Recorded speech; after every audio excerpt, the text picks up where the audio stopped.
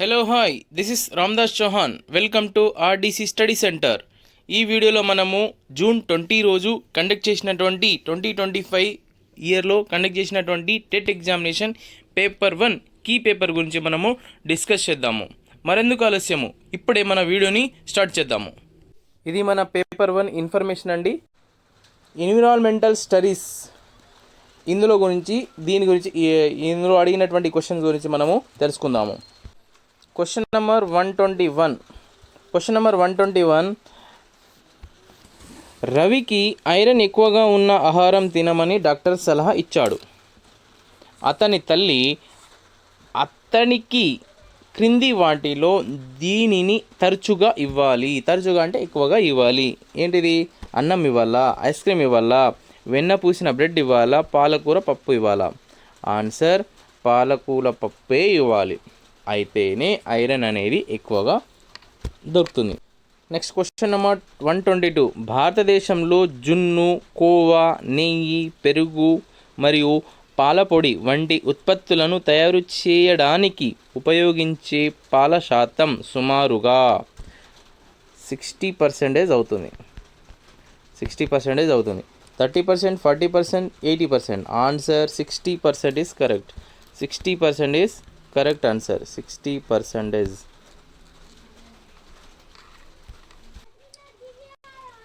Question number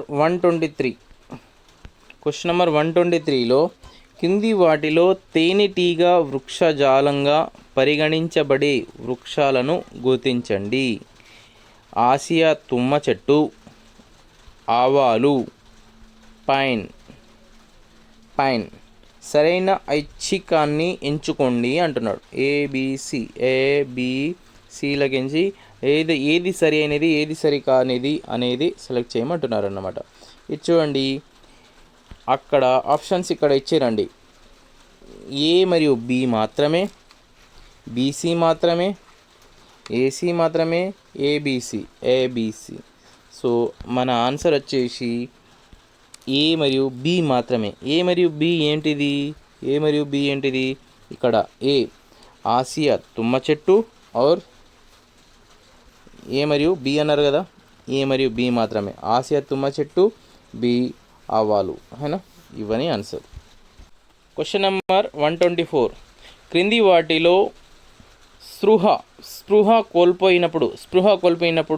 కోల్పోయిన సందర్భంలో వ్యక్తికి సహాయపడే అత్యంత సముచిత ప్రథమ చికిత్స ఏది? ఆప్షన్ ఏ, వ్యక్తిని నిటారుగా కూర్చోబెట్టి నీరు ఇవ్వడం, కాళ్ళను పైకి లేపి తలను పక్కకు వంచి వాయు మార్గం తెరిచి ఉండేలా చూడటం, చల్లని నీరు చల్లి వ్యక్తిని కదిలించడము, వ్యక్తికి దుప్పికతో కప్పి వేచి ఉంచడం.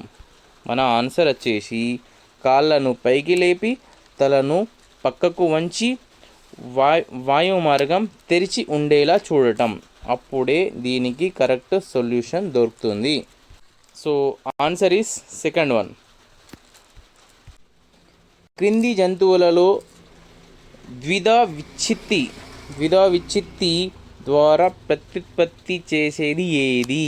అమీబా, వానపాము, సీతకోకచిలుక, కప్ప.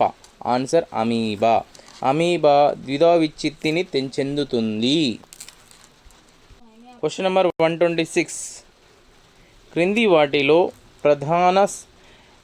వాటిలో ప్రధాన సాంప్రదాయేతర ఇంధన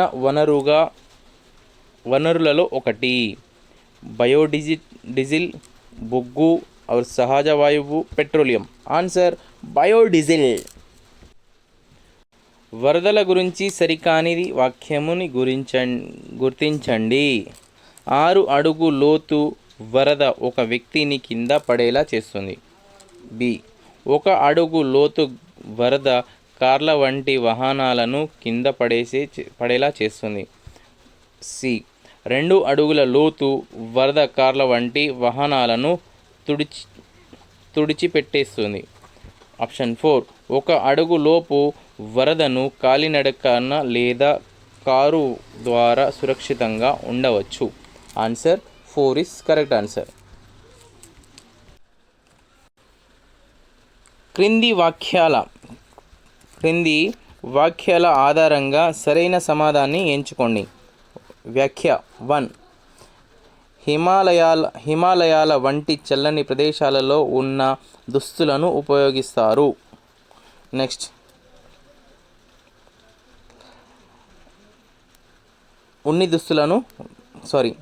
వ్యాఖ్య 1. హిమాలయాల వంటి చల్లని ప్రదేశాలలో ఉన్ని దుస్తులను ఉపయోగిస్తారు. వ్యాఖ్య 2. ఎడారుల వంటి వేడి ప్రదేశాలలో ఉన్ని దుస్తులను ఉపయోగిస్తారు. ఏది కరెక్టు? వ్యాఖ్య 1 మరియు వ్యాఖ్య 2 రెండు సరైనవి అని అంటున్నారు. సరీసృపాల నుండి పక్షులు పరిణామం చెందిన యుగం. మొసోజోయిక్ యుగం. సరీసృపాల నుండి పక్షులు పరిణామం చెందినటువంటి యుగము మొసోజోయిక్ యుగం అని అంటారు. పెద్దవారిలో చిన్న ప్రేగు సుమారుగా ఎంత ఉంటుంది? 7 మీటర్లు. 7 మీటర్ల పొడవు ఉంటుంది. త్రాగునీటిలో ఫ్లోరైడ్ గాఢత ppmలో ఈ స్థాయిని మించి ఉంటే ఆ పిల్లలలో దంత సమస్యలను కలిగిస్తుంది. 1.5. దీని కారణంగా గాలి ఎల్లప్పుడూ ఒక ప్రదేశం నుండి మరొక ప్రదేశానికి వీస్తుంది. ఏ. గురుత్వాకర్షణ బలం. బి. భూమి యొక్క భ్రమణం మరియు పరిభ్రమణం. సరైన దాన్ని ఎంచుకోండి అంటాను. ఏ మాత్రమే, బి మాత్రమే, ఏ అండ్ బి రెండు, ఆర్ ఏ కాదు బి కూడా కాదు. ఆన్సర్ ఏ అండ్ బి రెండు. ఏ అండ్ బి, ఏ కూడా బి కూడా. గురుత్వాకర్షణ బలం వల్ల కూడా, మరియు భూమి యొక్క భూభ్రమణం మరియు భూపరిభ్రమణం వల్ల కూడా. వేల సంవత్సరాలుగా ఈ నది జలాలు ఈజిప్టులోని భూములను సాగునీరు అందించడానికి సహాయపడుతున్నాయి. ఏ నది? నైలు నది చాలా వేల సంవత్సరాల నుంచి సహాయపడుతుంది. కరెక్ట్ ఆన్సర్ నైలు నది. 134. ఈ కింది వాటిలో ఒక దానిని గొప్ప వృత్తం అని పిలుస్తారు. భూమధ్య రేఖ, కర్కట రేఖ, మకర రేఖ, ఆర్కిటిక్ వలయం. ఆన్సర్ భూమధ్య రేఖ. First one is correct answer. 135. ఈ పర్వత శ్రేణులు దక్కన్ పీఠభూమికి తూర్పు అంచుగా ఉన్నాయి. మహాదేవ్, కైమూర్ శ్రేణి మరియు మైఖాల్ శ్రేణులలో కొంత భాగం ఉన్నాయి. ఈ రకమైన వ్యవసాయంలో వ్యవసాయ భూమిని ఆహారం, పశుగ్రాస పంటలను పండించడానికి మరియు పశువుల పెంపకానికి ఉపయోగిస్తారు. దేనికి ఉపయోగిస్తారు? మిశ్రమ వ్యవసాయం, మిక్స్డ్ ఫార్మింగ్. చోళుల శాసనం ప్రకారం శాలభోగం దీనిని సూచిస్తుంది. పాఠశాల నిర్వహణ కోసం ఇచ్చిన భూమి. క్రింది వాటిలో భారతదేశంలో ఉన్నటువంటి హరప్పా నాగరికతకు చెందిన ప్రదేశాలను గుర్తించండి. కాలిబంగ్, రోపర్ మరియు లోథాల్. క్రింది వాటిలో కాకతీయులకు చెందని శాసనాన్ని గుర్తించండి. ఉత్తర మేరూర్ శాసనం. అయితే కాకతీయులకు చెందినటువంటి శాసనం ఏంటిది? మోటుపల్లి శాసనం, పాలంపేట శాసనం, బయ్యారం శాసనం. Question number 140. శుంకర సత్యనారాయణ తెలంగాణ అనే బుర్రకథను రాశారు. ఇది దీనిపై దృష్టి పెట్టింది. షేక్ బందగి అనే ముస్లిం రైతు చూపించిన వీరత్వం. Question number 141. ప్రజా పంపిణీ వ్యవస్థ ద్రవ్యోల్బణ పరిస్థితుల్లో ప్రజలకు, ముఖ్యంగా పేదలకు ఆహార భద్రత కల్పించడానికి మాత్రమే కాకుండా ప్రభుత్వం యొక్క ఈ ముఖ్యమైన కార్యాచరణగా కూడా ఉపయోగపడుతుంది. ఆన్సర్ నిత్యావసర సరుకుల ధరలను నియంత్రించడానికి. ఆగస్టు 1969లో అస్సాంలోని ఈ జిల్లాలను వేరు చేసి మేఘాలయ రాష్ట్రంగా సృష్టించబడింది. ఏది? ఖాసీ, జాంటియో మరియు గారో హిల్స్. భారత రాజ్యాంగంలోని ఈ ఆర్టికల్ ప్రకారం ఒక రాష్ట్ర గవర్నర్ రాష్ట్ర ప్రభుత్వాన్ని మరియు రాష్ట్ర అసెంబ్లీని రద్దు చేయాలని రాష్ట్రపతి సిఫార్సు చేయవచ్చు. ఎవరు?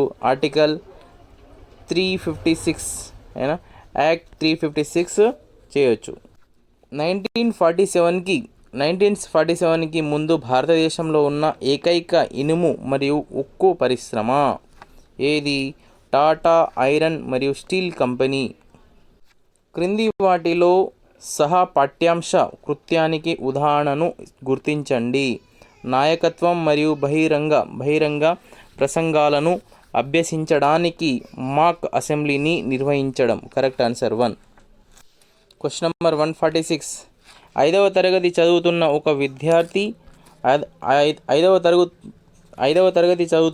విద్యార్థి సమాన పరిమాణంలో ఉన్న రెండు